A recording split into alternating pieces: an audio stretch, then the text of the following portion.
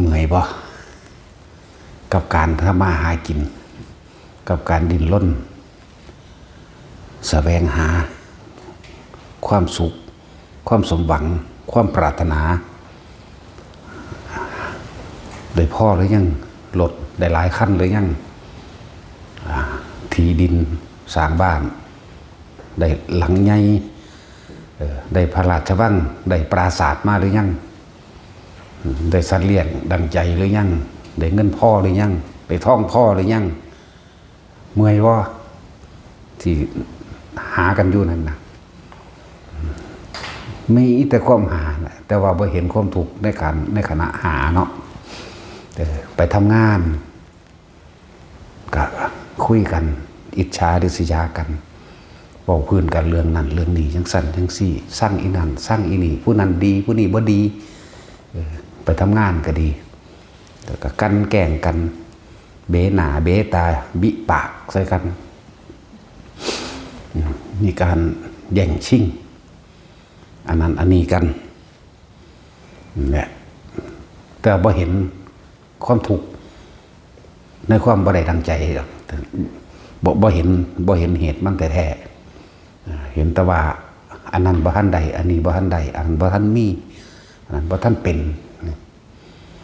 ถามตะของเองนั่นล่ะเว้ยพ่อเราบ่ได้แล้วบ่ได้หรือยังพ่อหรือยังในจังหวะคนเฮารวยเพียงใดก็ช่างเถอะถ้าบ่รู้จักคำว่าพ่อนี่สิหาความสงบบ่ได้หาความสุขบ่ได้ถึกใจแล้วบ่ได้แล้วบ่ผัวดีๆที่หากันอยู่เมียดีๆที่หากันอยู่นั่นได้แล้วบ่เห็นแล้วบ่ลูกดีๆอยากให้เป็นแบบนั้นแบบนี้ได้แล้วบ่จังซั่นล่ะนั่งหากันอีกอยู่บ่ว่าธรรมดาเด้เนาะ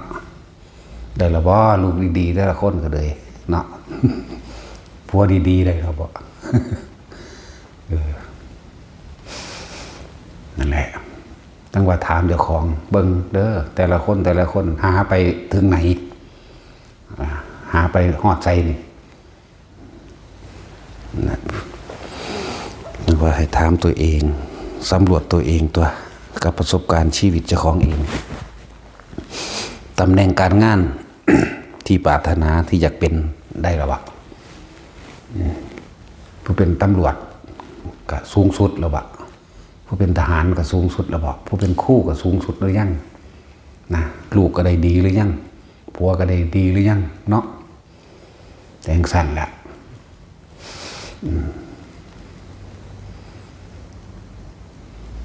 เดี๋ยวย่องตะลูกผู้อื่นหลายเนาะ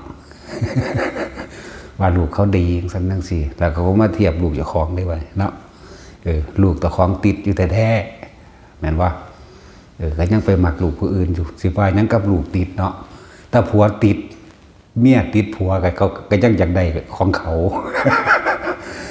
เนาะแม่นว่าเขาบ่แค่ดอกซ้ำลูกติดนะขนาดผัวติดก็ยังบ่แค่เนาะตัดสินง่ายกูมักเว้ยผัวติดก็สร้างได้กูเอาคือเก่า ว่าถ้ากูเอาได้เนาะเอาว่าตัดสินเจ้าเอาแมงโดนแล้วมันไห้ไหมว่าไปข่มขืนมันตัวเนาะเอาว่าเจ้าเอาโลดแหละข่อยผ้าเอาก็เอาแมงโลด ไม่ต้องแค่ดอกลูกติดก็บ่ต้องแค่ถ้าผัวติดแท้ๆเขาก็ยังบ่แค่เนาะเอาเลย แต่ว่าพ่อหรือยังนี่นะมันบ่ธรรมดาเด้แนวโมนี่เนาะคำว่าบ่พ่อมีเงินแสนเงินล้านก็ยังจะได้ไปอีกหลายล้านหมื่นล้านแสนล้านและก็ล้านไหลไปแหละหาไปหอดใจนี่หอดตายหนึ่งเด้บริมีอันอื่นอีกในตอนที่หาเนี่ยในตอนที่มีชีวิตอยู่ทำมาหากินนั่นนี่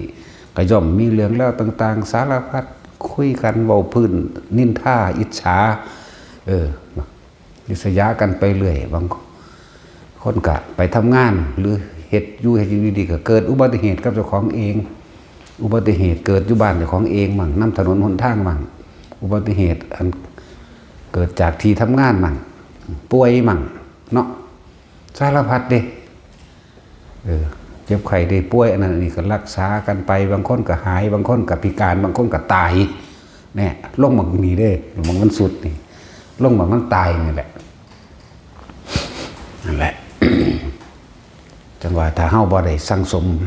บุญกุศลบารมีเอาไว้ต่างๆล้วนแล้วแต่เวียนว่ายแต่เกิดไปในทางที่อบายจมลงไปเรื่อยเด้จังว่าไผสิมีผัวมีเมียก็หาที่มันใฝ่ฝันในธรรมนั้นเด้อมันจังสิพากันข้ามพ้นความทุกข์ไปได้พร้อมกันถ้าว่าผัวบ่เข้าวัดฟังธรรมผู้เมียจูงแล้วจูงอีก4 ปี5 ปีมันบ่เป็นตากับปลาแมงเลยเวลาผู้เมียจูงผัวผู้ผัวจูงเมียท่านบ่ไปนำกันได้ตาโลดเอาธรรมมีค่ากว่าเบิดทุกอย่างนั่นแหละคือความจริงของสุขชีวิตที่พวกเขาเห็นอยู่เดี๋ยวนี้แหละจังว่าแม้นว่าความคิดความเห็นของผัวของเมียสิตรงตามกันแต่ว่าตรงไปในทางความโลภความบ่พอความบ่มีน้ำใจความบ่ช่วยเหลือความบ่แบ่งปันความบ่มีเมตตาความอิจฉาริษยาเป็นหนึ่งเดียวกันทั้งผัวทั้งเมียความได้มาเท่าใดก็บ่พอความเอาเปรียบสอนให้ลูกเอาเปรียบสอนให้หลานเอาเปรียบเรื่อยๆล้วนแล้วแต่พากันจมทั้งนั้นจมสู่นรกไล่เลี่ยงลำดับของนรกทั้ง8มาไล่เลี่ยงระดับเปรตทั้ง12ชนิดมาอีกไล่เลี่ยงระดับเสรีชานมาอีกบ่ธรรมดาเด้กว่าจะได้เกิดเป็นคนจักสิเป็นอสงไขย2อสงไขย3อสงไขยจักสิได้เป็นบ่เป็นจังว่าเฮาบ่เงิดดอกคนรวยแต่ว่าบ่ได้สะออนบ่อามีสิ่งเลยสิ่งที่เป็นตะเงิดสิ่งที่เป็นที่น่าอัศจรรย์ใจคือคนที่รู้จักพ่อคนที่มีน้ำใจคนที่มีเมตตาคนที่แบ่งปันรู้จักสร้างบุญกุศลต่างๆทั้งผัวทั้งเมียอันนี้เป็นตะเงิดอันนี้เขาเฮ็ดได้จังได2ดวงใจเป็นหนึ่งเดียวกันไปในทางที่มันเป็นบุญเป็นกุศลอันพวกคน2คน2ใจเป็นหนึ่งเดียวกันแต่ว่าไปทั้งโลภไปทั้งโกรธไปทั้งหลงไปทั้งล่วงนี่ก็เลยว่าบ่สะออนจังเนตรแบบนั้นรวยโลดเป็นเศรษฐีในเมืองคนมึงสิไปยากจนและกระทุกข์ทนในเมืองผีนั่นถามทุกคนว่าเมื่อยบ่หาในสิ่งที่ตัวเองปรารถนามาแต่น้อยแต่ความปรารถนาของคนแต่ละคนก็ยังเปลี่ยนไปเปลี่ยนมาดีเนาะ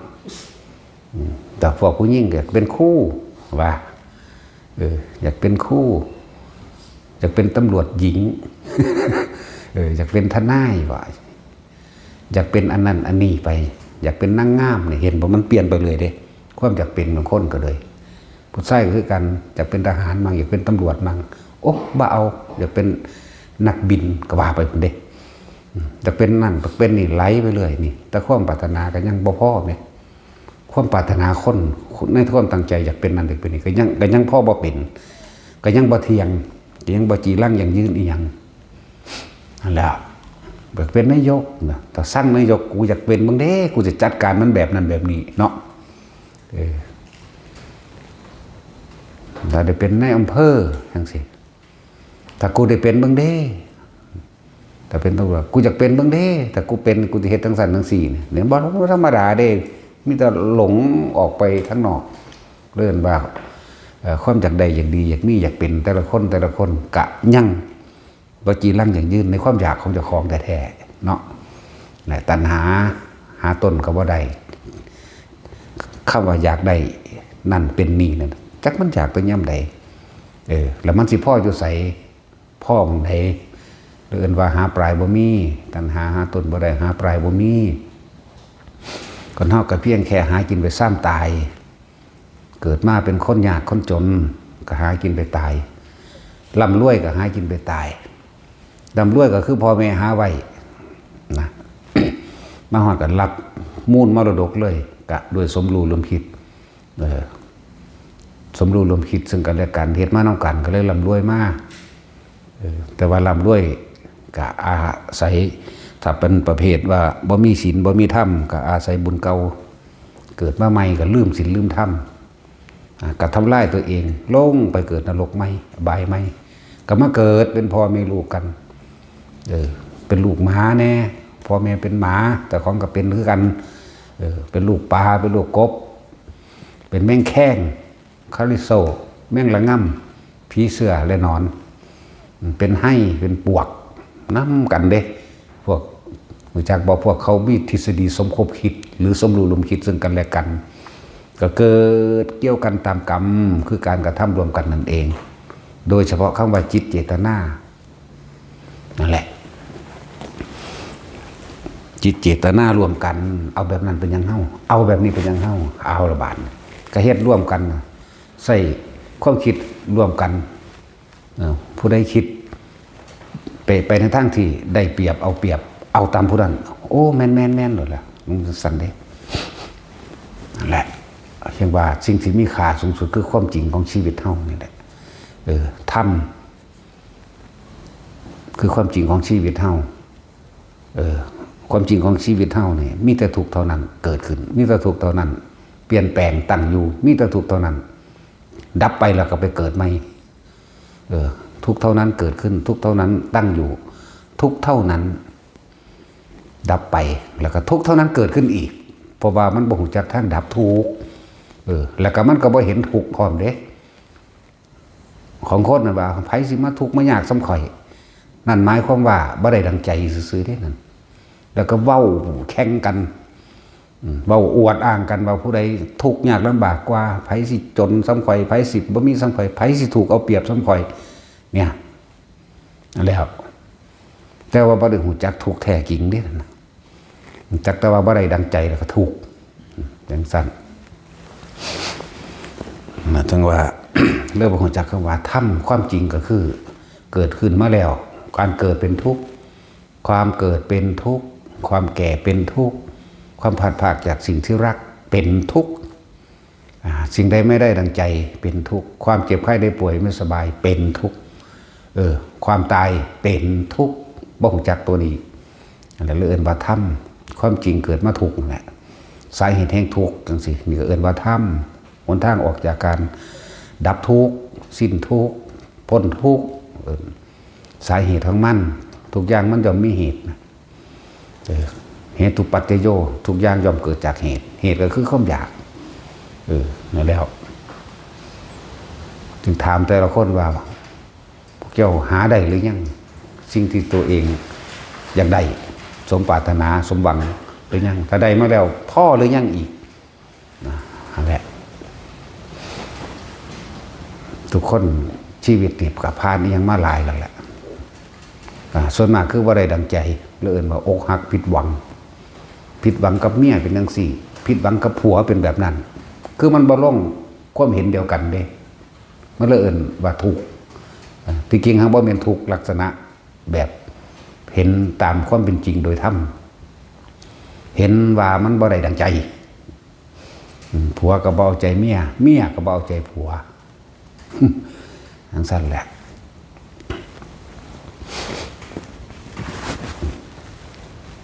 เรื่องว่า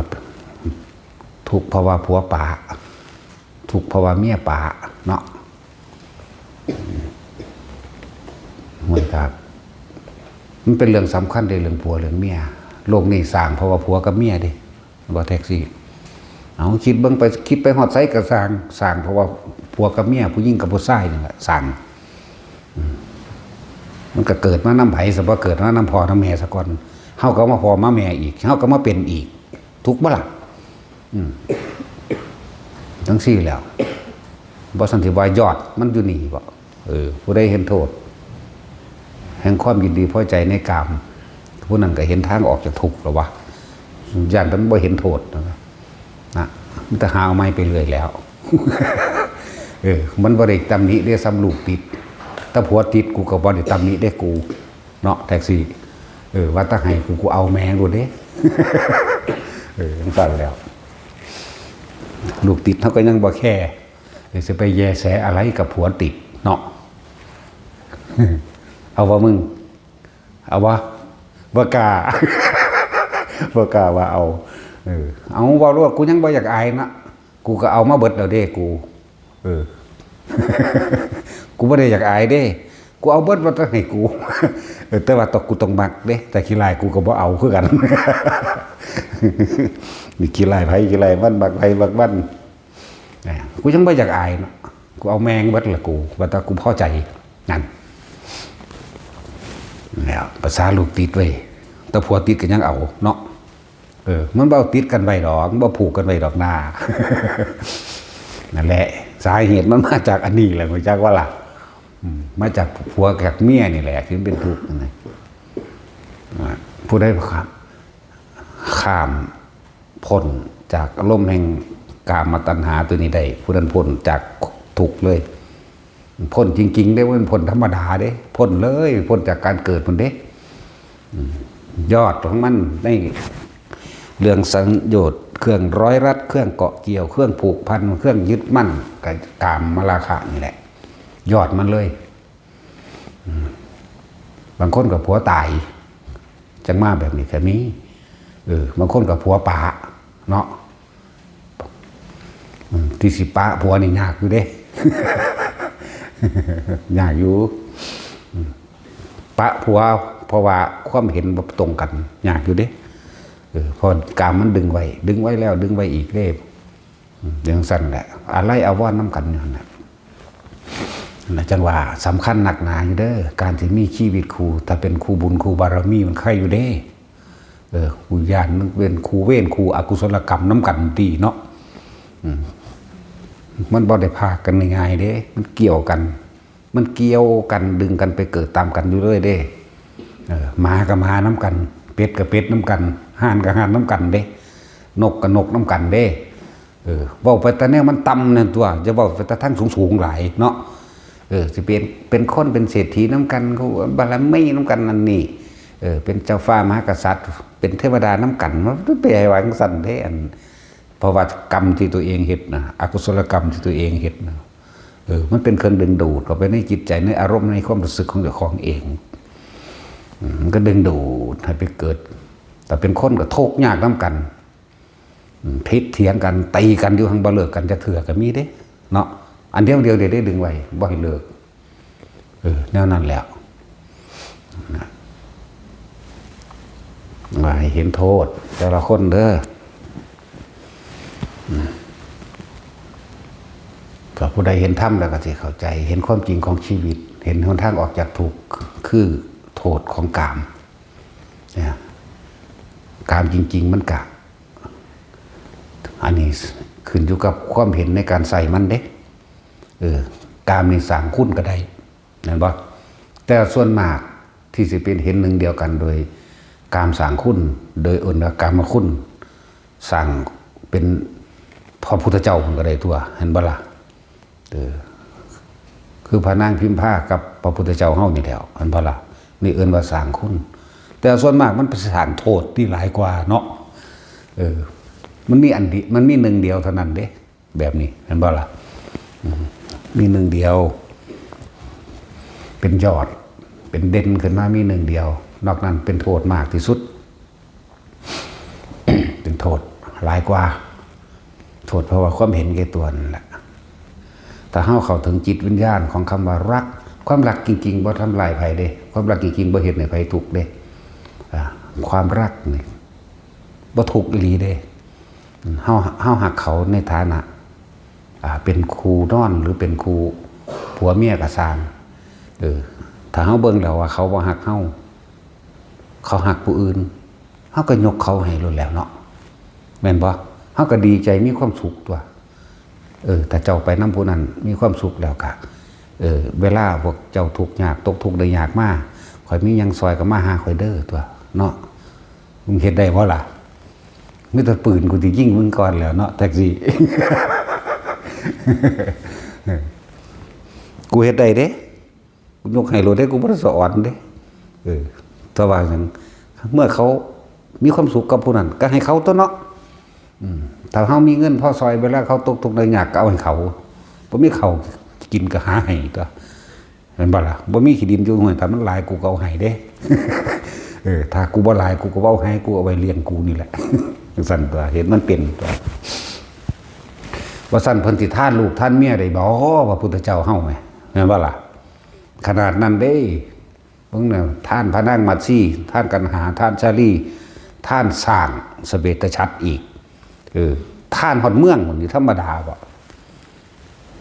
นั่นแหละมันนี้ไปใส่นี่ไปอยู่ป่าเพราะว่าหยังแผ่นดินมันกว้างใหญ่มันหาไม่ก็ได้เนาะสั่นตัว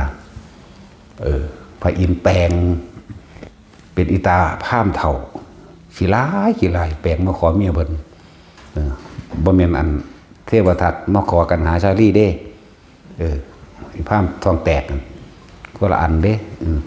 พระอินทร์แปลงเป็นคือจังขี้ถูดเด้ตุดตัดมากมาขอเมียเพิ่นก็ยกให้เลยไงธรรมดามึงจะกล้าให้บ่ล่ะแต่สิเนาะให้อยู่แล้วตอนนี้เนาะ ให้โลดก็กลัวว่ามีผู้มาขอมึงดอกเนาะมันชิรายปานนี่กลัวอันขี้เกียจหาว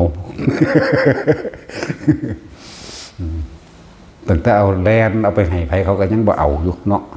แถมเงินให้พร้อม นั่นแหละใส่กามถ้าใส่มันก็เป็นคุณได้ให้มันเป็นโทษมันก็เป็นเด้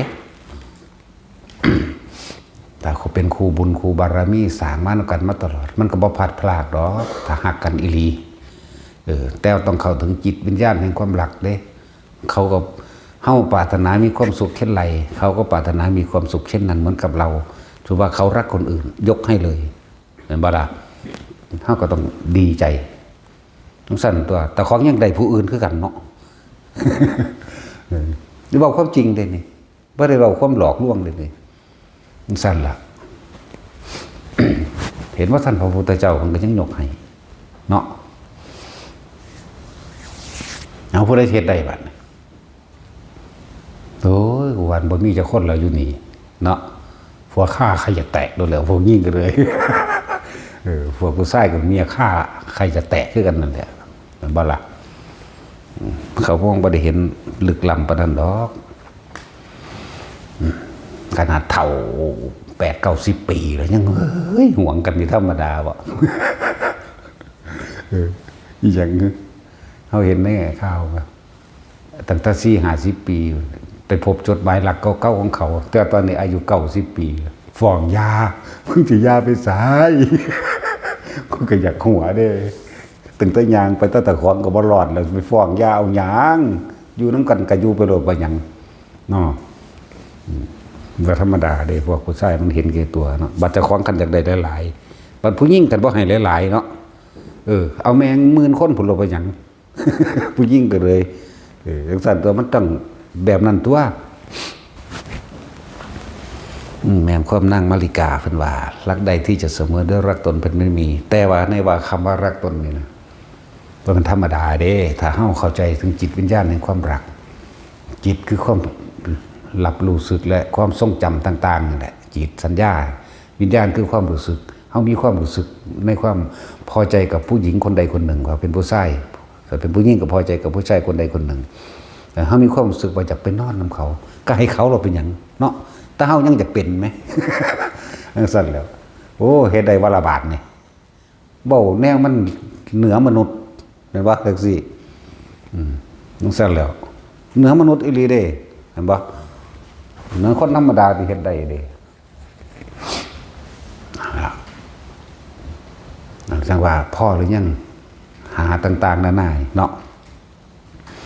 ถ้าใส่มันเป็นคุณมันก็เป็นแต่ว่าจะพัดภาคก็ต้องมีความบุพเพสันนิวาสกระทำบุญรวมกันปรารถนารวมกันไปเลยพระมหากัปปินะกับพระนางอโนชาตั้งแต่สมัยพระพุทธเจ้าปทุมมุตุระบ่เคยพัดภาคกันเลยเกิดมาเป็นยังก็เป็นผัวเป็นเมียกันตลอดเด้แต่ว่าเขาเจ้ากันทำบุญกุศลมาตลอดเด้ว่าทุกข์ยากที่สุดก็ตอนเป็นแค่เศรษฐีนั่นเด้ที่เป็นคนจนบ่มีเลยมันธรรมดาบ่เศรษฐีใน10 กว่าครอบครัวนี่พอดีบ้านมันพังในสายในศาสตร์ของพระพุทธเจ้ากัสสปะนี่หลังจากพากันทำบุญสุนทาน โดยความเต็มใจมาจากพระพุทธเจ้าปทุมมุทระแล้วเกิดเป็นจักรพรรดิ36 ครั้งเกิดพินพระอินทร์36 ครั้งเกิดพินพระราชากษัตริย์ประเทศราชอีก36 ครั้งธรรมดาบ่ไหลลงมาเรื่อยบัดแต่ก็เป็นเทวดาคล้องคู่กันอยู่หันก็เพราะแห้งมันแม่นแค่นั้นเด้จังมาเกิดเป็นเศรษฐีได้นี่ก็ยังว่าทุกข์อยู่นี่ในสมัยพระพุทธเจ้าปทุมมุตระเนี่ยปลายสมัยเบิดอายุจากสวรรค์แล้วก็มาเกิดปลายสมัยพากันไปหาไม้มาสร้างบ้านเจ้าของเองแต่ว่าเดินทางไปหน้าที่แห่งเดินทางไปอีกทางหนึ่งตอนกลับกับขากลับมาตั้งพอดีไปเห็นวัดห่างมีวัดอันหนึ่งห่างเลยตัดสินใจกับหมู่พวกบริวารทั้งหลายนั่นแหละเอาแบบใดดีเฮาเป็นที่แรกไปเฉพาะมา16 คนนั่นแหละ ต่อมาจังลูกน้องบริวารไปเป็นพันๆดอกจาก 2,000 ละบาท 2,000 3,000ก็เลยพากันสร้างวัดตัวนั้นขึ้นบูรณะใหม่เบิดแล้วก็หาคนมาบวชสร้างวัดจนแล้วจนว่ามีภิกษุนักบวชมาอยู่ถวายวัดเรียบร้อยกลับมาบ้านซะก่อนพวกเมียพวกนั่นที่ไปน้ำกันถามที่ไปเห็ดอย่างมากเขาบอกเห็นได้ไม่ได้พื้นมาเห็ดสร้างบ้านหลังไม่ยังเฮาสันสิโอ้ก็ได้มากแล้วละแต่ว่าเนี่ยระหว่างกลางทางก็ไปเห็นวัดห่างผู้ผัวเบาพระมหากปินะก็ไปเห็นวัดห่างเห็นอะไรวัดห่างบัดนี้เจ้าบ่สร้างไม้เบาสันผู้เมียกับฝ้าวนี่เห็นบ่คนที่มีความคิดเดียวกันเจ้าคือว่าสร้างบูรณะวัดนั่นคือมาเจ้าแลนมาหาตายยังจุงเมืองนี้ท่านฟังสะก่อนนะผู้ผัวก็ดีก็เอาไม้ทั้งเบิดนั่นแหละมาสร้างวัดจนว่าแล้วนั่นแหละไปพาคอยไปเบิ้งหุ่มมันไปเบิ้งเป็นพันคนอันนั้นก็บ่งามอันนี้ก็บ่งามเอาอันนี้มาประดับตัวนี้มาประดับนี่เห็นบ่เขาเจ้าต่อกันมุกนี่ก็บ่งามเป็นนั่นคือบ่ประดับไข่มุกบางหันบางนี่เป็นยังคือประดับเครื่องหอยรอยย่อยย่อยยากยังกับจมให้ผัวนี่เขาจะต้าเสมอกันเห็นบ่นั่นแล้วเอาไปมาขนกันมาแล้วก็สร้างหมู่บ้านข้างๆขึ้นบูรณะวัดนั่นก็เป็นอุปถากวัดนั้นไปเลยตายจากสั้นมันก็ไปเป็นเทวดาเนี่ยบ่ได้เป็นเทวดานี่น้อยเด้อยู่หอดดุสิตพุ่นเด้จากเวลาเขาเจ้าสร้างสาธารณประโยชน์อันเป็นสาธารณกุศลพร้อมจากว่าละบูรณะไปเบิดส่วนพวกสหบริวารทั้งหลายตกข้างตามดาวดึงมั่งนั่นนี่มั่งเห็นไหมก็ยังดาวดึงคนเดียส่วน2 พระองค์ก็อยู่หุ่นแหละจังหวัดศาสตร์นี่จังเกิดมาเป็นพระมหากัปปินะกับพระนางอโมชาอยู่อีกประเทศเป็นทั้งกษัตริย์ตึงไปทั้งผู้เมียก็เป็นมเหสีเด้บ่เคยพัดพากันในคู่นี่นั่นแหละหาให้มันได้แบบนี้เด้อพอได้อยากสมหวังก็เลยหาให้มันได้แบบนี้จะขัดจะแย่งกันถ้าเลวก็เลวไปน้ำกันยังบ่พัดพากันนั่นบ่ซั่นแต่เลวก็เลวแมงน้ำกันเลยถ้าดีก็ดีไปน้ำกันโลดบ่พัดพากแน่สร้างเหตุตัวทุกอย่างต้องมีเหตุไหมศรัทธาเสมอกันศีลจาคะและปัญญาเสมอกันไหมนั่นเป็นภาษาก็เฮ็ดไปตัวบัดนี้อย่าคัดแย่งกันแต่อย่าคัดแย่งก็ว่าไปพูดถึงว่าพวกอยากสร้างเหตุในความสมปรารถนาไปตามกันบ่จะพัดพากันจนเขานิพพานคนได้ล่ะในสุดท้ายแล้วนี่หมู่พวกเช่ากรุงราชคฤห์เวสะราชคฤห์นั่นแหละ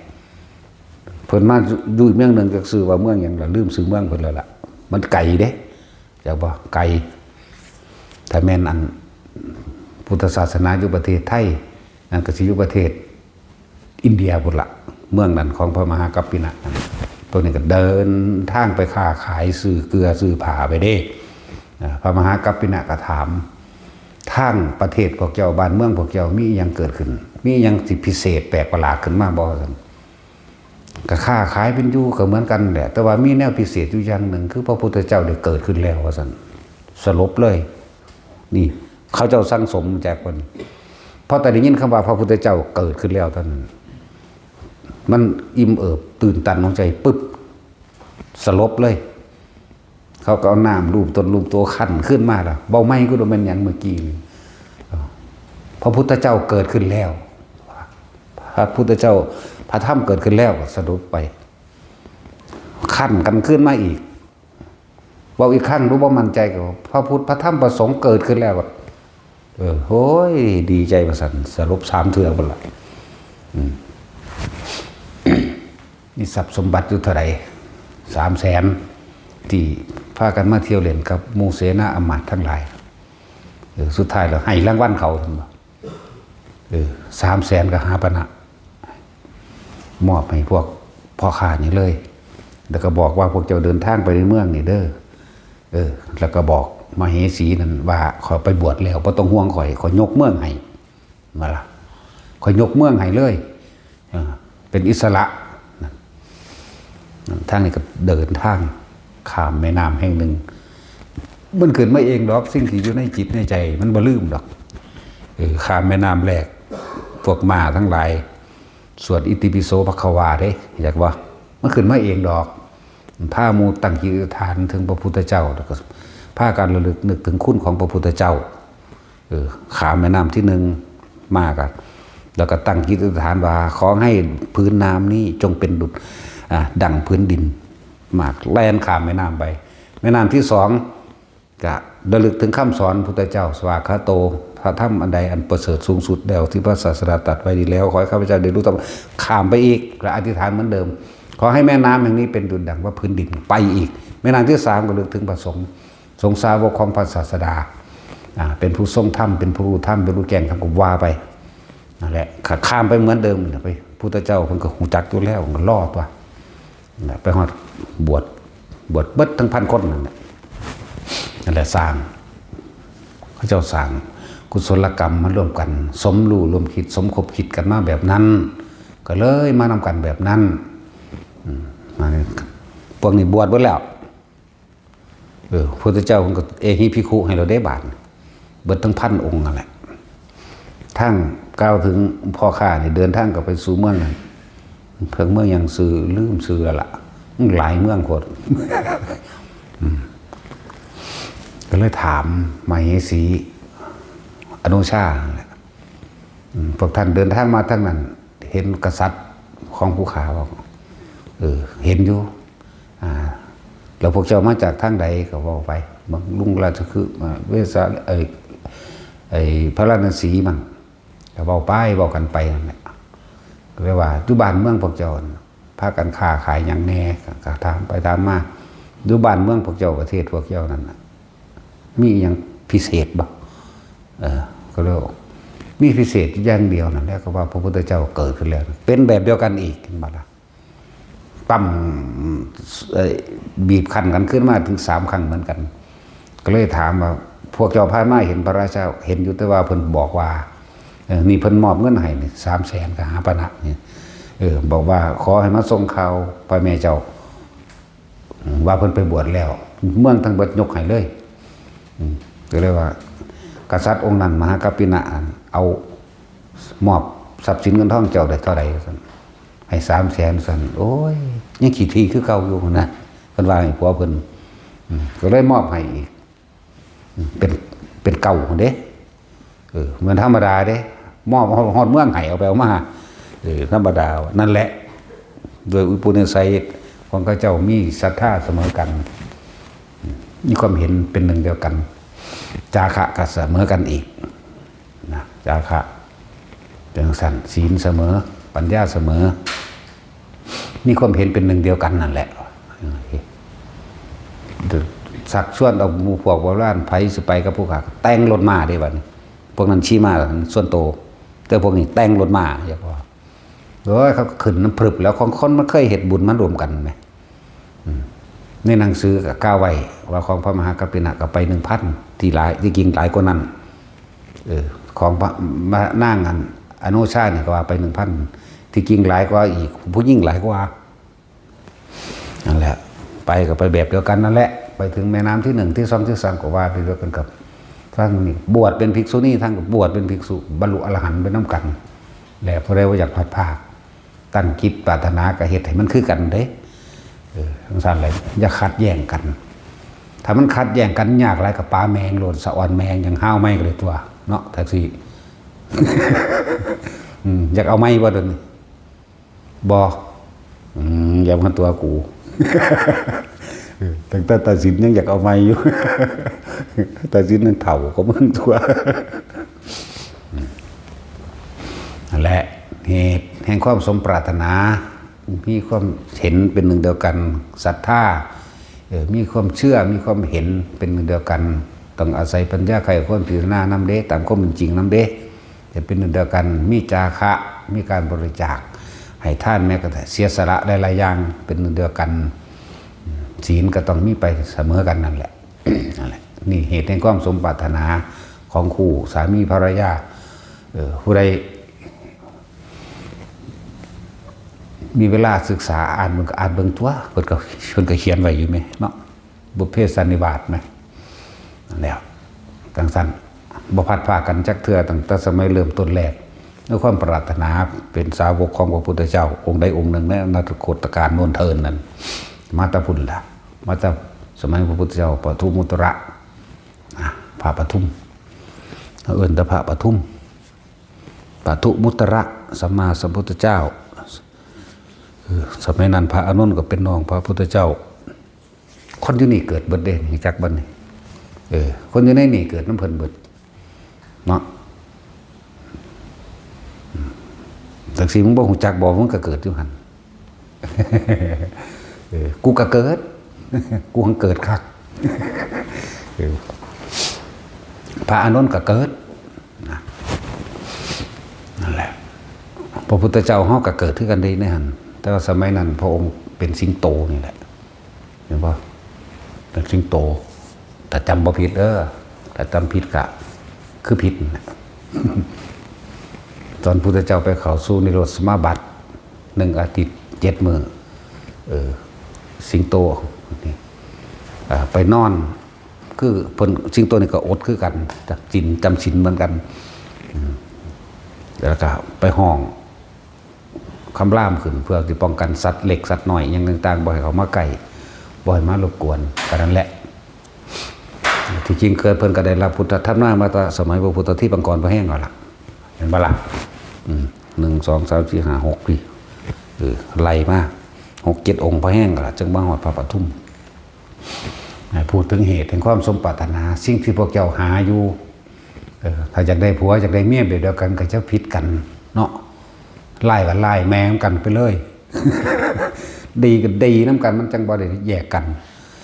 ถ้าไปเกิดเป็นไก่กับไก่น้ำกันเป็นหมากับหมาน้ำกัน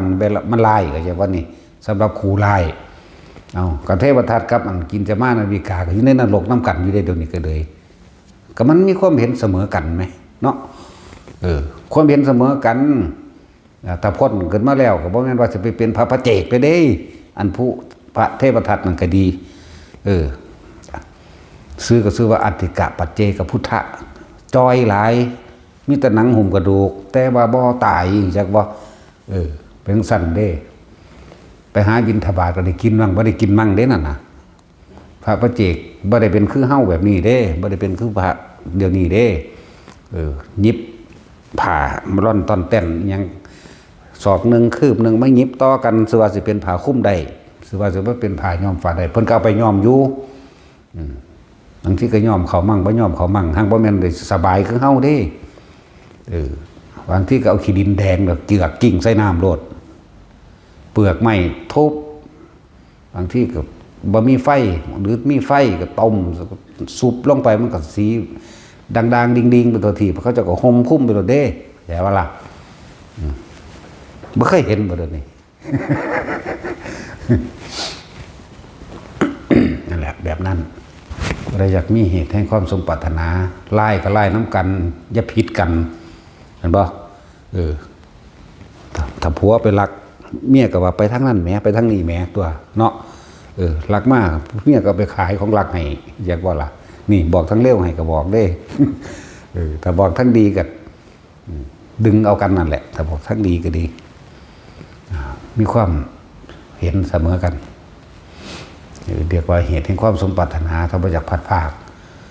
ถ้าพวกเจ้าคัดแย่งกันพวกเจ้าก็พัดภาคกันแล้วมันสร้างกันแบบนี้เนาะ จังซั่นแล้วจากคู่ตัวผัวเมียเกิดกลายเป็นศัตรูคู่อาฆาตเยอะแยะเด้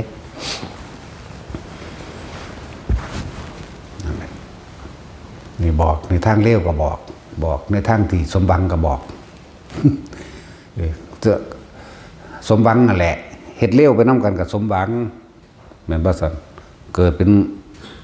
งัวกับงัวนํกันควายกับควายนํกันเป็ดนํกันไก่นํกันปลานํกันนะจังซั่นแล้วเป็นงูกับงูนํกันนั่นแหละจังซั่นนกกับนกนํกันแต่ว่านกบางตัวมันบ่เอาผัวใหม่เมียใหม่เด้ถ้าผัวเมียมันตายเนาะบางชนิดนะนี่นกหยังล่ะนกเงือกบ่ประมาณนั้นเนาะมันบ่เอาผัวใหม่เมียใหม่เด้นกเงือกเพราะว่ามันมั่นคงแล้วก็พวกชะนีบอกชะนีก็อีกชนิดนึงแล้วมื้อนี้แหละแต่ว่าคนเนี่ยตายบ่ตายกูก็เอาแมงรถเด้เนาะแท็กซี่ว่าบ่แล้วก็บ่เลือกยามเด้ หมามันยังว่าเดือนเก่าอยู่คนเอาแมงบัดทุกมื้อเอาโลดบ่มีเดือนเห็นว่าแท็กซี่ตัดสิน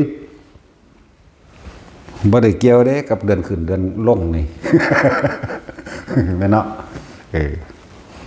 เขาบ่เข้าใจดอกถ้าเขาบ่ทันได้ฟังเรื่องว่าเป็นหยังเบิ่นคือตั้งเดือนแรมเท่านั้นขึ้นเท่านี้เนาะมันจังซั่นแหละเพิ่นบ่ได้ตั้งแบบนั้นเด้เพิ่นตั้งตามวิทยาศาสตร์ความจริงเพิ่นเด้อันเพิ่นตั้งว่าขึ้น15ค่ำหรือแรมไปหา15ค่ำเกี่ยวกับน้ำทะเลเกี่ยวกับดวงจันทร์เกี่ยวกับดวงอาทิตย์เพิ่นเด้เป็นพุ่นละในการตั้งเป็นหยังคือมีแรม1ค่ำถึง15ค่ำเป็นหยังจังมีขึ้น1ค่ำจนถึง15ค่ำเพิ่นตั้งเอาตามความจริงการหมุนเวียนโลกหมุนรอบดวงอาทิตย์ตลอดทั้งดวงจันทร์หมดเด้จังมีน้ำขึ้นนั่นจังว่าขึ้น1ค่ำจนว่าฮอดเต็มดวงกันว่าล่ะเป็น15ค่ำถ้าแรมเลยมันก็ห่างออกจังซั่นแหละขึ้นนี่อากาศมันเย็นเด้คนที่มีอารมณ์สุนทรีย์ปณิดา เห็นว่าเวลาไปกีบกันน้ำมันเดือนหงายเนาะจังซั่นตัวถ้าแรมนี่มันร้อนจังว่าน้ำมันลงเนาะมันร้อนคนผิดกันเร็วเด้ถ้าแรมถ้าขึ้นนี่คนบ่ค่อยผิดกันเนาะถ้าเป็นผัวเมียก็มันเอากันนั่นแหละเห็นบ่ซั่นดีนั่นแล้วแต่ว่าซุมื้อว่าบ่แม่นนะว่ากูบ่เกี่ยวกับฮ้อนกับหนาวอีหยัง บ่เกี่ยวกับข้างขึ้นข้างแรมบ่ได้สนบางหันนั่นบ่ล่ะสั่นแหละการตั้งข้างขึ้นข้างแรมจึงก็ตั้งตามธรรมชาติโลกดวงจันทร์ดวงอาทิตย์ก็มีอิทธิพลในการเฮ็ดให้น้ำขึ้นน้ำลงเด้เพิ่นเก่งกระดอเนาะโหราศาสตร์การคำนวณเด้เบิ่นโหราศาสตร์หมอดูหมอเดาเด้อเขาบอกโหราศาสตร์แปลแท้ๆของเพิ่นนั่นน่ะวิทยาศาสตร์การคำนวณเลขคณิตมันจักเบิดเด้อ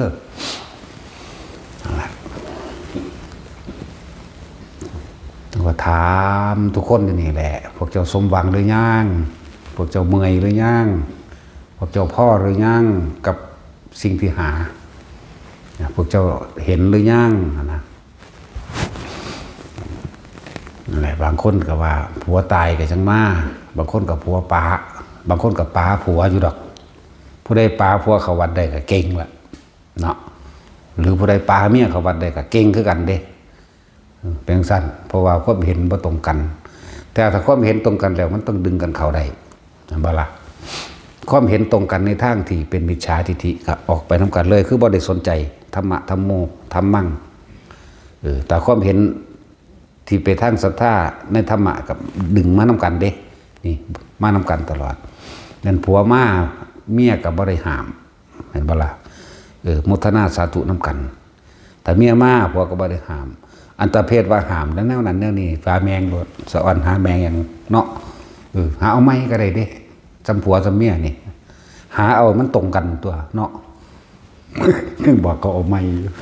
เห็นว่าแท็กซี่ เอากับมันตัดบ่ได้มันเป็นความจริงไหมไผก็ดีมันว่าแม่นของง่ายด้วยกันสิมาละเรื่องนี้ตั้งแต่จูงผัวจูงเมียจูงแขนกันไปน้ำทางอยู่ ผัวติดอยู่แท้ๆมันก็ยังบ่แค่ไหมศึกษายังก็ว่าลูกติดเอามันต้องยอมรับความจริงได้อันนี้เนาะเอานี่เอาแมงตั้งพ่อแม่ลูกนี่จูงกันไป3 คนเนี่ยเอาผู้เมียบางที่ก็เหลียวเห็นผู้ชายอื่นว่ามันก็ยังมักอยากนอนน้ำเขาไม่ว่าสั่นผู้ผัวก็เหมือนกันไปเห็นเมียผู้อื่นเขาก็จูงไปน้ำเมียผัวเขาอยู่นั่นมันบ่ได้แค่ได้ผัวติดลูกติดนี่เมียติดนี่ก็เลยเนาะเอามันต้องยอมรับความจริงไผก็ดีแต่บ่ยอมรับหาทางออกทุกข์บ่ได้ดอกสัจจะอยากบ่ล่ะสัจจะนี่หมายถึงการรู้ความจริงของเจ้าของเด้บ่แม่นแค่ว่าสัจจะแบบเอาไปรับปากกับไผเด้แบบนั้นก็อย่างหนึ่งสัจจะการรับปาก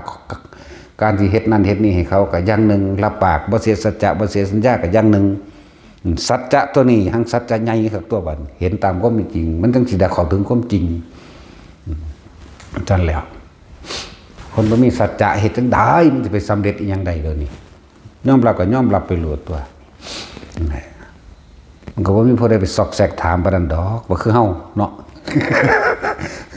เฮามันซอกแซกถามเด้ดีนั่นแหล้วนั่นแหละถามบัดนี้ก็เพิ่นก็อายแล้วเพิ่นมีตัวตนเพิ่นอายเด้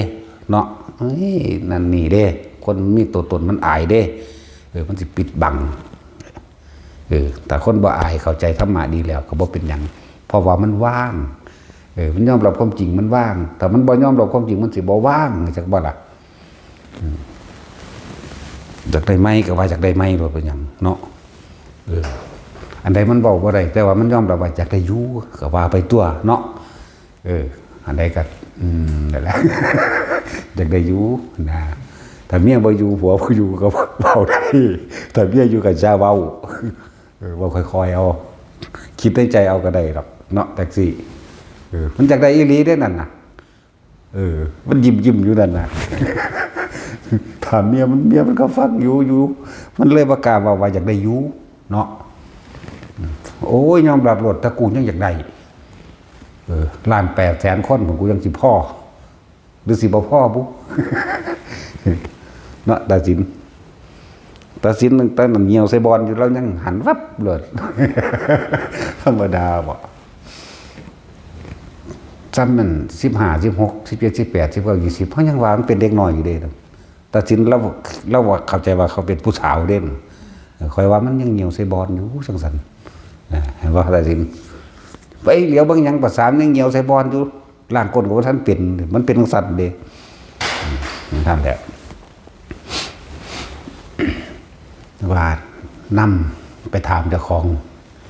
ไล่เลี้ยงชีวิตเจ้าของมาแต่น้อยหมดละเท่าที่จำความได้จนเท่าเดี๋ยวนี้พ่อหรือยังได้หรือยังเห็นหรือยังพ้นหรือยังก็ว่าไปถามเจ้าของน่ะไล่ระลึกเบิ่งพอกันทุกคนเฒ่าปานนี้บ่แล้วล่ะมันมีประสบการณ์ชีวิตเบิดนั่นแหละเนาะผัวได้ดังใจหรือยังเมียได้ดังใจหรือยังลูกได้ดังใจหรือยังเงินทองทรัพย์สมบัติบ้านเรือนได้ดังใจหรือยังแล้วก็พ่อหรือยังพร้อมนี่แหมเนาะส่วนมากมันจะไปทั้งอกหักผิดหวังได้มากกว่ามากสิกว่าเลยเนาะท่านแล้วคนถ้าบ่ได้สร้างสมบุญบารมีกุศลธรรมเอาไว้นะมันเห็นยากๆเด้เห็นตาหน่อยเนาะแล้วคือเรียนนะโมจังซี่มันอาจจะเว้าบ่เป็นแต่ว่ามันก็มีความในเป็นกุศลของมันเองที่มันบวชตาหน่อยก็ดีเห็นบ่ล่ะเป็นของเขาเองเขาที่เป็นเพราะว่าเขาสร้างสมมาโดยเหตุของเขาเองมาศาสตร์นี่ก็อยากบวชโลดจะเป็นอีหยังมันเป็นซั่นมันก็อยากบวชตั้ง5 ปีพุ่นเด้ล่ะทั้งซั่นแล้วเขาก็เป็นขึ้นมาแบบนั้นจักเป็นหยังอยากบวชโลดทั้งซั่นแล้วเขาก็บ่ได้ดูเหตุผลแต่ว่าก็มีเหตุจึงมีผลมาเช่นนี้เขาก็บ่ได้ไปทุกข์ไปยากได้บาดนี้เพิ่นว่ามันกำลังหาวไปหาทุดงทุป่าอยู่พุ่น มันสิมีความสนุกสนานเมามั่นในออกไปทางทุดงในออกเกี่ยวกับพระกับสงฆ์เด้มันสิมีความเบิกบานชื่นมื่นไปทางพุ่นเด้ถ้าผู้บ่มีกุศลธรรมสิสั่งสมเอาไว้บ่ได้สนใจเด้ อันนี้จนเท่าเดี๋ยวนี้แหละไผก็เลยเนาะจนเท่าใกล้สิตายเบิดล่ะบางคนก็ตายไปแล้วเด้อย่าลืมรุ่นตัดสินนี่ก็ตายไปหลายแล้วเนาะรุ่นแท็กซี่นี่ก็ตายไปหลายแล้วเด้บ่ได้เลือกกันได้คำว่าตายนี่ตั้งแต่เฮาเกิดมาน้อยๆรวมกันชื่อเดียวกันนามสกุลเดียวกันมันก็ยังตายก่อนเฮาอีกชื่อเดียวกันนามสกุลเดียวกันเกิดมือเดียวกันจักว่าล่ะเกิดคนละหม่องไปแจ้งชื่อกับไปแจ้งแบบเดียวกันบักนั้นตายแล้วยังเฮามันน่าจะให้กูตายหามึง ยังมันยังเฮาเสยอยู่นั่นแหละเกิดในตระกูลเดียวกันเรียกว่าล่ะนามสกุลเดียวกันเกิดมือเดียวกันเพราะฉะนั้นสู้เอาพิษบ่สู้เอามันขึ้นมาเอากูไปเดี๋ยวตั้งแต่นี้กันมันนับบ่ได้เลยได้บัดนี้ที่เฮาเห็นคนตายมาตายนี่น้อยอยู่ในท้องก็มีแทงออกมาตายก็มีเห็นสารพัดตั้งแต่หลานทั้งสิก็ตายแล้วไหมตายใกล้สิเบิดแล้วยังอยู่บักหนึ่ง คือจังหลานลูกอีเองตาย2แล้วไหมแน่ตันตัวยังอยู่บักหนึ่งจะสิตายยังไม่อีก ดังสั้นแล้วมันก็ยังตายก่อนเฮาอีกเนาะนั่นแหละพวกรุ่นเดอะนี่หังสิเห็นหลายตัวนี่เลี้ยงดีตัวเถ่าๆยังมาได้เรือให้เห็นหลายเยอะได้เสเนื้อหนาบ่เบิ่งเบิ่งแม่ซี่เวลาเว้าถึกใจเพิ่นแม่นหนาตาบ้านแล้วเบิ่งเฮาตาสินั่นเด็กอยู่ใกล้ๆเขาตาแม่บ่เบิ่งเฮาแต่อยากหัวตัวบ่จักเจ้าของสิตายมื้อใดบุนั่นแหละหังเห็นหลายก็เฮาอีกเนาะแต่เฮาเกิดมาซ้ำนี่มันก็ยังเห็นหลายแล้วพอเกิดมาก่อนยังเห็นหลายกว่าอีกคนตายเนาะจะคิดอยู่บ่ว่าเจ้าของสิตายเห็นบ่ล่ะนั่นแหละถึงว่าทุกคนสรุปยอดได้หรือยังว่าสิ่งใดมีค่าสูงสุดในชีวิตทองคำบ่เห็นบ่ผัวบ่เมียบ่ลูกบ่คุณค่าสูงสุดของแต่ละคนนี่ทรัพย์สินเงินทองทรัพย์สมบัติต่างๆบ่เห็นบ่แต่เฮานี่เห็นอย่างเดียวธรรมคือความจริงที่พุทธเจ้าแสดงออกมานี่ต่างหากเฮาเห็นแต่อริยสมบัตินั่นแหละมีคุณค่าสูงสุดนอกนั้นก็เป็นแค่ของผ่านมันมีของมันอยู่จังซั่นโลกมันมีมาอยู่จังซี่เนาะขี้ดินขี้ดอนมันก็มีมาแต่เก่ามันต้นไม้มันก็เกิดขึ้นไม้ตายไม้ก็ไม้เรื่อยเนี่ยมันมาจังซี่แล้วพอเข้ากันเวียนได้แต่เกิดอยู่ในโลกอันเดียวนี่อุ้ยมันบ่ธรรมดาดิมันไม่แย่งขี้ดินขี้ดอนกันอยู่หั่นเนาะแย่งกันแต่ว่าธรรมจึงเป็นสิ่งที่มีค่าสูงสุดที่เฮ็ดให้เฮาออกจากการเวียนว่ายตายเกิดเฮ็ดให้ออกจากความเกิดความเกิดมันเป็นทุกข์มันทุกข์เพราะว่าเกิดถ้าว่าอยากทุกข์ก็อย่าเกิดพระเจ้าเฮาเพิ่นก็สอนไว้ตั้งหลายแบบหลายอย่างวิธีสั่งสมบารมีในความอยากเป็นพระพุทธเจ้าเพิ่นก็แสดงไว้ดอกบารมี30ทัศประกอบด้วยครูบุญครูบารมีนำกันประกอบไปด้วยสาวกบริวารมาแนวใดเพิ่นก็สอนไว้แล้วปัจเจกเพิ่นก็สอนไว้คือกัน2อสงไขยแสนมหากัปพระพุทธเจ้าก็ว่าได้รับรัฐพยากรพุทธทำนายแล้วปัญญาธิกะกสีอสงไขยแต่ว่าพวกเจ้าต้องเป็นหัวใจเดียวกันได้บัดนี้บางที่ก็ผิดกันอยู่เด้บ่เป็นธรรมดาเด้ผิดกันแล้วก็พลากออกจากกันอย่างวันนี้บางที่ผู้นึงก็ไปสวรรค์มันก็ตกนรกเด้แต่ว่าในความน่วงเข้าหากันมันก็มีคือเก่ากันบางองค์ก็8อสงไขยแสนมหากัปบางองค์ก็16อสงไขยแสนมหากัปเด้นี่เพิ่นสอนไว้เบิดแล้วเด้บารมี30ทัศบาดสาวกนึงอสงไขยแสนกัปนึงเด้ล่ะสาวกใครอยากเป็นแนวใดก็เฮ็ดเอาตัวเนาะน้องสั้นตัวเตือนบ่ฮู้ที่ว่าแต่ของสะสมหยังเนาะฮู้บ่ฮู้ก็สร้างมันกูเฮ็ดคือกูสินิพพานศาสตร์นี่แหละนิพพานเดี๋ยวนี้ขณะนี้อยู่ในรูจมูกอยู่ในหูดังเฮานี่โลดเนาะเฮ็ดแบบนี้ตัวสิไปอนาคตการมันจะทางใดเอามันเดี๋ยวนี้เขาโลดนั่นแหละเกิดมันอยู่ในปัจจุบันนั่นแหละ แหละเพิ่นสอนให้เบิดแล้วทางไปนรกเพิ่นก็สอนบอกแล้วแม่นบ่ล่ะคือเรื่องของศีลนี่เพิ่นเว้าขึ้นมาบ่แม่นขอบัญญัติหรือห้ามไผเด้เพิ่นยกตัวอย่างขึ้นมาแต่เฮ็ดผิด5ข้อนี้เจ้าสิลงนรกถ้าเฮ็ดถูก5ข้อนี้เจ้าไปสวรรค์และมนุษย์นี่นึงเด้บ่แม่นว่าต้องบัญญัติควบคุมว่าชาวพุทธต้องมีศีล5เต็มๆบ่ได้วางซั่นมันท่านได้แม่นชาวพุทธเด้คนฝึกหัดปฏิบัติตามความเป็นจริงได้จังสิเข้าถึงพุทธะให้บ่ล่ะพุทธะแปลว่ารู้เด้รู้ตามความเป็นจริงธรรมะก็คือความจริงในสิ่งทั้งหลายทั้งปวงนั่นแหละนี่แหละรู้ความจริงของสิ่งทั้งหลายทั้งปวงสังขะก็คือตนเรียกว่าล่ะนั่นแล้วฝึกหัดปฏิบัติไปจนว่ามันยกมือไหวเจ้าของกระไดมันเป็นหยังเจ้าว่าล่ะฝึกไปแล้วมันบ่ไปหามืออื่นอีกได้บาดนี่พอมันอยู่นี่เรียกว่าล่ะบ่ไปหาอื่นอีกคือห้องบ่ไปใช้เห็นหรือบ่เห็นก็บ่ไปใช้ล่ะเนาะขี้ข้านคุณไปมาเบิดแล้วที่คุณเลยบ่ไปจักสิไปเฮ็ดหยังเพราะสำนันล่ะยังก็เลยนั่นแหละวิธีที่นำมาบอกวิธีที่นำมาแนะนำแต่ละคนก็เป็นอีกวิธีหนึ่งทรงชาติเจริญชาตินี่เป็นบ่ล่ะทรงชาติ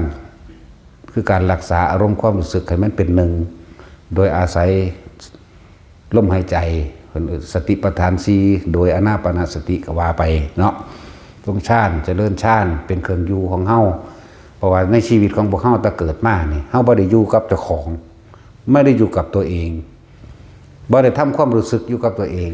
มีแต่ทำความรู้สึกอยู่กับผู้อื่นรักคนนั้นเกลียดคนนั้นเห็นบ่บัดนี้ทั้งบุคคลเดียวกันทั้งรักทั้งเกลียดอยู่ในบุคคลเดียวกันทั้งที่พอใจและไม่พอใจในคนเดียวกันพร้อมสิไปว่าหยังกับว่าระหว่างคน2คนคนนี้รักคนนี้เกลียดคนนี้พอใจไม่พอใจทั้งที่เป็นผัวเมียเจ้าของนั่นแหละจักบ่ล่ะมันยังมีทั้งพอใจและไม่พอใจเนาะ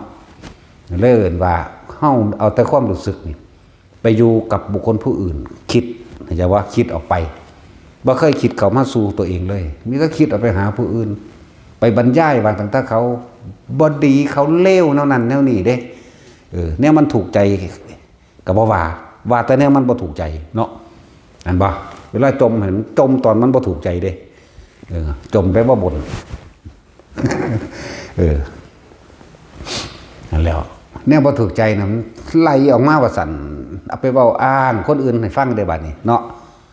ความในห้ามออกความนอกห้ามเข้าโบราณเพิ่นเจ้าว่าไว้แต่ว่ากูบ่ได้สนใจเพราะว่าบ่ถูกใจกูสิประจานมึงให้โลกไม่เห็นใจกูบ่มีทางมีแต่เขาสมน้ำหน้ามึงนั่นแหละเห็นบ่ล่ะกูบอกมึงแล้วหรือเด้ถ้าผิดหวังมาเนาะถ้าสมหวังบ่ว่าบ่มีไผเว้าหยังแต่อยู่นํกันปกติแต่ลองเขาถิ่มเขาปะเขานี้นั่นนี่กูบอกมึงแล้วกูว่าแล้วทั่วเหรอเด้จักว่ายามใด จะไปหาเว้าพื้นให้ผัวเมียเจ้าของฟังผู้อื่นฟังไหมจักว่าล่ะเขาซอยยังได้เว้าล่ะเรื่องผัวเมียนี่เป็นเรื่องของคน2คนใส่ชีวิตนํกันแม้กระทั่งพ่อแม่ถ้าเฮาฮู้จักวิธีออกมาได้ก็ออกมาจากพ่อแม่แม่นบ่ล่ะเป็นแค่เรื่องของคน2คนนี่ถ้าเข้าใจกันทุกข์ยากลำบากเพียงใดก็สร้างก็เป็นความสุขได้เหมือนกันเป็นความพอใจอยากว่าล่ะแต่ขนาดเขาจะขอท่านกินไปน้ำกันเขาจะกลับมาหาผัวเมียยามแรกยังสิเกิดยังมาถือกันยังมายิ้มมาหัวใส่กันอยู่เห็นบ่ล่ะเว้าเรื่องของเจ้าของก็ได้ชาตินึงเขาก็เคยเกิดเป็นมหาทุกตะคือกันขอเขากินถือได้เปลี่ยนมาแน่กับไปโมทนาส่วนบุญน้องเขาเจ้าหนึ่งได้ล่ะแล้วเป็นสั้นแล้วขอเขากินนี่มันจะกับเมียนี่ผู้หนึ่งไปทั้งหนึ่งผู้หนึ่งไปทั้งหนึ่งขอเขากินแต่ว่าขอได้จะของเก็บไว้ก่อนเด้อยากวันนึง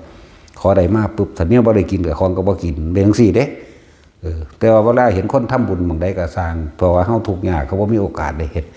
ของที่ได้มากก็เป็นของขอทานเลยบ่มีโอกาสหยังก็ได้จะนึกเอาในใจของอยู่ภาษาธุเด้อขอผู้ขาจงเป็นผู้มีส่วนหนึ่งคุณงามความดีกันกับท่านผู้นั้นไหลมาเรื่อยสะสมมาเรื่อยได้มากก็ผู้เมียน่ะก็มาก็หักผัวเด้เก็บไว้ให้ผัวคือกันเอามาเห็นกันก็เนี่ยเขาก็มีความดีเขามีความพอใจนำกันทุกข์ยากก็สร้างว่าตั้งแต่มีความเข้าใจกันพอใจกันอะไรว่านี่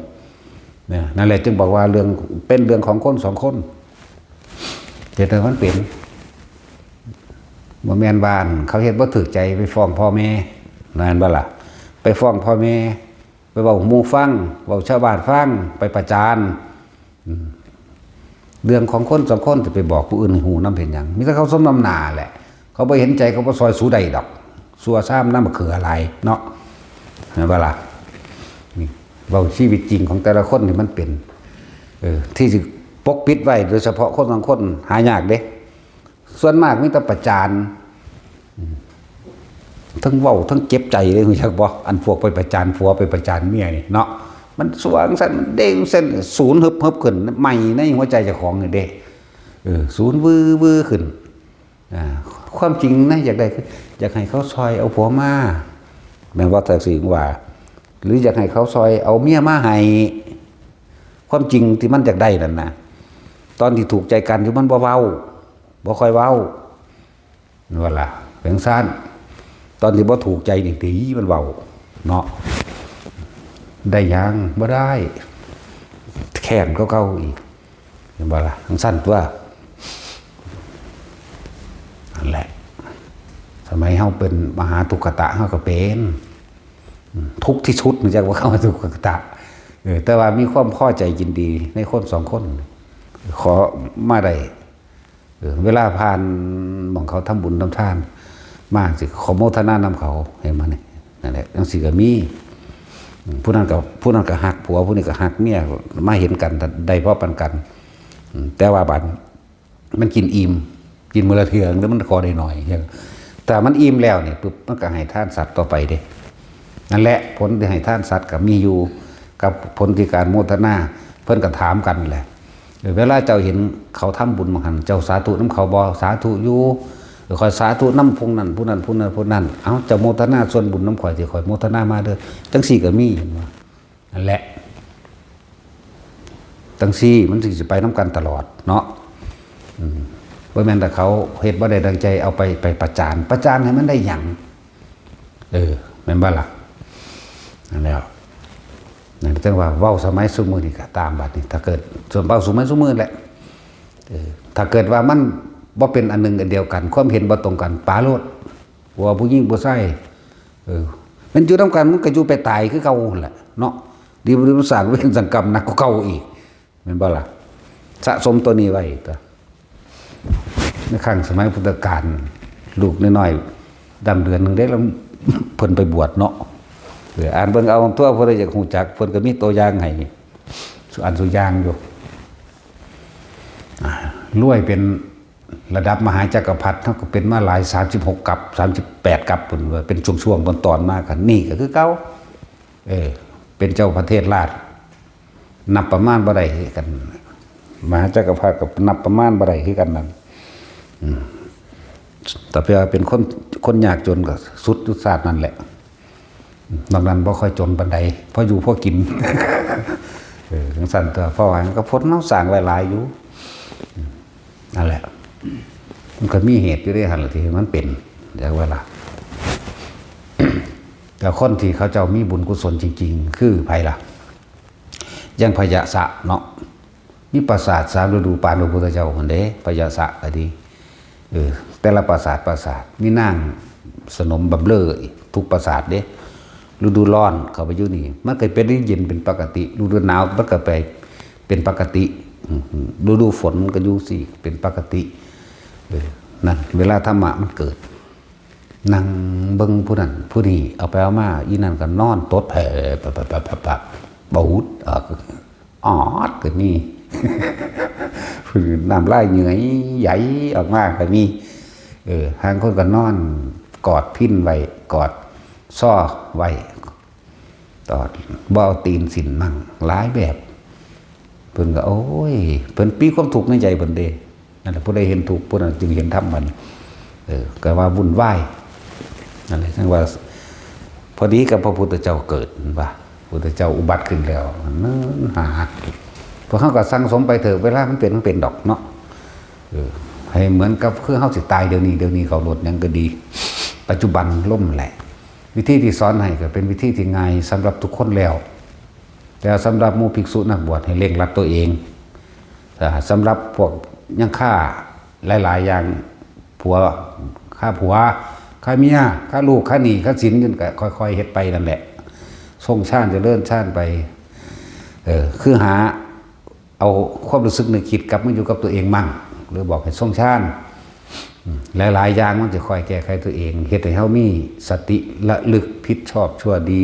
ควรหรือบ่ควรแบบใดมันกลับมาดอกแล้วเครื่องเล่นเครื่องที่ส่งที่แสดงที่สอนให้มื้อนี้ล้วนแล้วถ้าเป็นประโยชน์เป็นกุศโลบายในการอยู่ในกุศลธรรมทั้งเบิดเด้น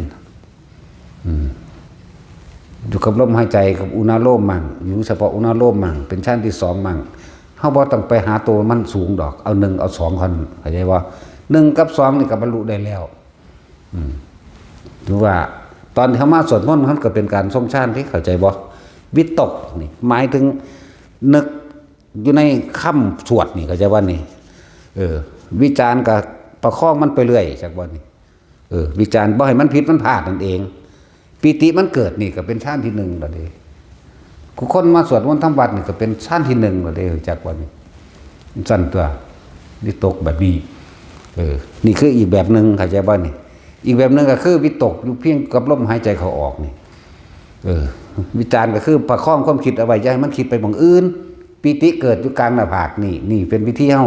เป็นอีกวิธีหนึ่งเข้าใจบ่ล่ะที่เฮาสร้างฐานที่ตั้งแห่งจิตขึ้นมาหรือสร้างให้มันเป็นวิหารธรรมขึ้นมาหรือเรือนแห่งใจขึ้นมานี่ก็เป็นอีกวิธีหนึ่งซื่อๆบ่ได้ยืนยันตัดสินว่าต้องวิธีนี้เท่านั้นก็บ่แม่นกรรมฐาน40อย่าง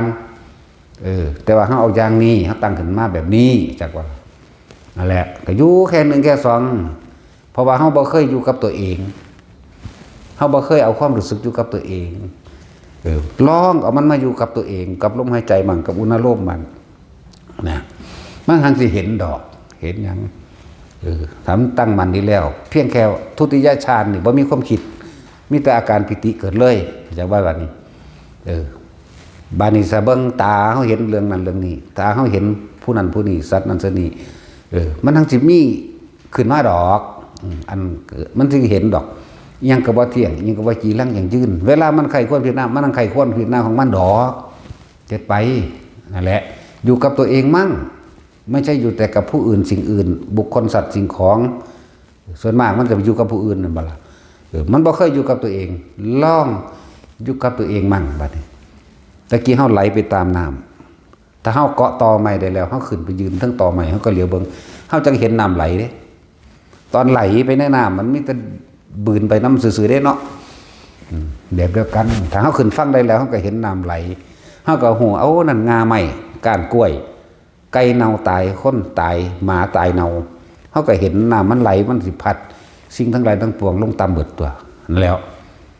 บัดนี้ลองหยุดอยู่กับที่มั่งหยุดที่ตัวเองนี่ลมหายใจเข้าออกแล้วก็สิแนะนำให้หลายๆอันหลายๆแบบล้วนแล้วแต่เป็นประโยชน์ของเจ้าของเองเบิดเด้ทรงฌานก็เข้าใจแล้วก็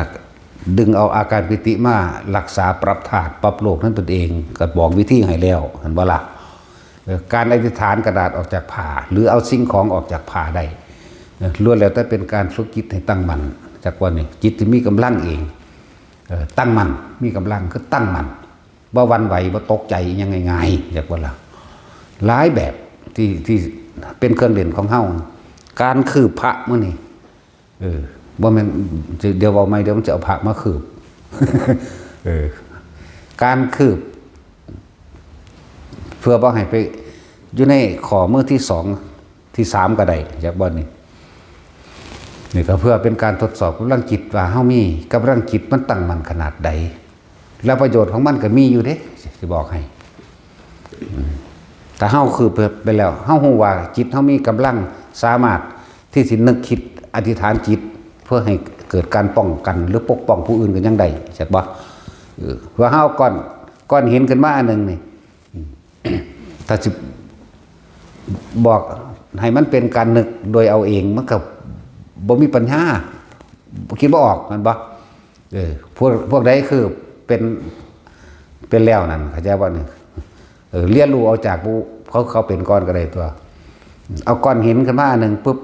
แต่บ่มีคำอธิษฐานว่านะโมพุทธัสสะก้อนหินนี่วางไว้ขอมือที่2ที่3ก็แล้วแต่แล้วก็คือไปหมายความว่า ตอนนี้ก้อนหินนี่มีกำลังจิตแล้วเฮาสิบ่สามารถคืบถึงมันในข้อนั้นต่อมาถ้าเฮาเฮ็ดจนชินชำนาญดีแล้วสมมุติว่าเฮาเห็นเขากำลังยิงกันอยู่นี่เฮาก็สามารถนึกไฟว่าบ่ให้ปืนยิงออกมันก็บ่ออกจักบ่ล่ะหรือเขากำลังจะค้อนฟาดกันเฮานึกไม้นั้นไม่อาจสามารถทำลายบุคคลผู้นั้นได้มันก็หลุยไปข้างในใช่ป่ะนี่สามารถ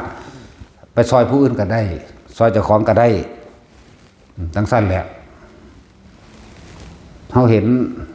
ตั้งตากับกำลังจิตที่มันมีพลังมากขึ้นแม้กระทั่งรถได้มาเนี่ยเหตุให้มันหยุดกึกเลยก็ยังได้เข้าใจว่าล่ะมันมีประสบการณ์เราเด้หยุดกึกเลยแบบ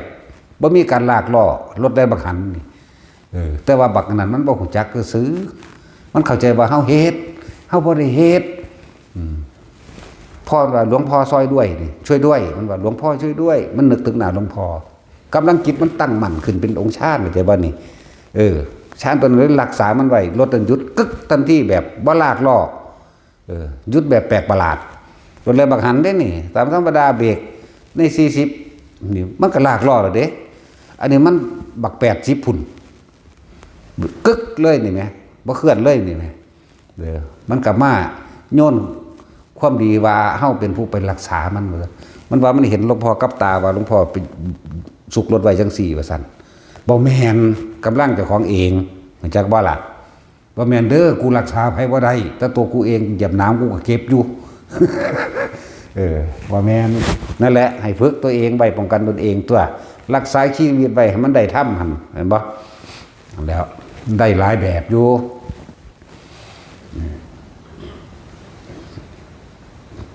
แต่จิตกำลังจิตยิ่งใหญ่ขึ้นไปอีกนี่เฮาตั้งไว้ก็ได้ถ้าผู้ใดนึกถึงเฮาสามารถที่เป็นออกหลายๆล่างก็ได้จากบัดนี้ผู้ใดนึกถึงมันก็เรียกว่าจูนขึ้นถึงกันได้เห็นบ่อยู่ต่างประเทศก็สร้างเกิดอุบัติเหตุยังขึ้นเอาตัวเฮาเป็นตัวตั้งเป็นตัวเกาะอะไรบ้านี่หมายถึงลึกถึงพระสงฆ์องค์ใดองค์หนึ่งพุทธธรรมสงฆ์เนี่ยเอานึกถึงปุ๊บบัดนี้มันก็จูนมาถึงกันตัวเฮาที่อธิษฐานไปแล้วนี่ไปปกป้องมันก็ไปของมันเองดอกก็อีกระดับหนึ่งเด้สิบอกให้นั่นแหละก็เฮ็ดไปตัวหรือบ่ให้เกิดอันตรายถือว่างาใหม่มันหักลงมาทั้งฝุ่นเนาะแต่เฮาเหลียวเห็นปุ๊บเฮาเฮ็ดมือไปจังซี่มันก็ออกเด้เพราะว่ากำลังพี่มันกำลังอยู่พี่มันออกไปนั่นแล้วการเฮ็ดกระดาษออกจากผ้าการเฮ็ดตัวเองออกจากผ้าได้เฮาสามารถไปพุดไปโพมองได้ก็ได้จากบ่นี้แต่เฮ็ดเป็นแล้วนะปุ่นว่าจะไปหาอียุจักมืออยู่นี่ปุ๊บขึ้นไปแต่ว่าย่ามายันมาบ่ได้ว่าหยัง ตอนไปมันว่างอยู่แล้วตอนนี้มันปิ้งไปตอนนั้นมันสิบ่ว่างที่มันสิฟาดมันซะก่อนนี่โหกูเชื่อมแล้วประสงค์กู เนี่ยก็ว่าจังซี่ตัวเนาะก็มักมันก็ว่าจังซี่ตัวเนาะบ่ได้คือตัดสินเด้มักก็ว่ามักตัวเนาะตัดสินว่าเดี๋ยวสักวันนึงกูสิไปหามึงว่าแต่ว่ายามมามึงมาส่งกูเด้ว่ากูเชื่อม ไปไสมันก็ไปได้ทั้งนั้นแหละอันนี้เป็นการทดสอบตัวเองเพื่อให้จิตใจเฮาบ่หวั่นไหวให้ตั้งมั่นมันสิทันกับกิเลสที่มากระทบมันสิทันกับอารมณ์ต่างๆที่มากระทบดีใจและเสียใจนี่มันตัดออกก่อนทั้งนั้นแหละยังว่าฝึกไปมันว่าธรรมดาได้เฮ็ดกระดาษออกจากผ้าที่แรกเริ่มต้นไหลมาเลยบัดนี้เฮาก็เฮ็ดของใหญ่ขึ้นมันก็ออกแล้วบัดนี้ก็เฮ็ด